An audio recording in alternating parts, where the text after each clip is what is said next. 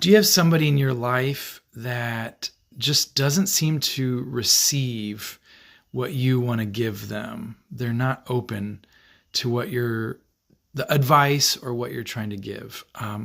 So about 4 or 5 days ago, I had a conversation with a good friend that I've had for probably about 9 years or so. And he lost his job and for the last couple months has been looking and been frustrated and disappointed. And I just received a teaching that was so powerful about mindset and about how what we think about ourselves, what we think about our future very much shapes the actions that we take. We will consistently behave in ways that are consistent with what we believe about ourselves, about reality, about God, about our future.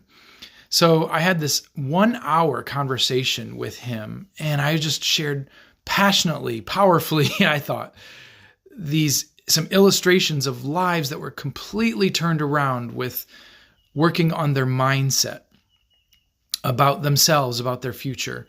And the law of attraction, there's a lot of powerful teaching about what we believe, and it's shaping it. And then our declarations about these things. So I was teaching this for about an hour, and the next day, I was on my way to a group that I go to when I read an email from him that indicated basically that he didn't receive almost anything that I shared, didn't really get what I was trying to share.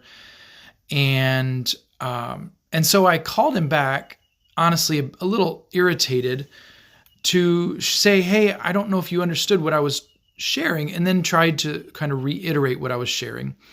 And I was running late to this group that I go to, which serves dinner before the group. And I was in the parking lot, and I was trying to finish my conversation with him in the parking lot. And I ended up missing dinner because of it. And it's not his fault. So any case, I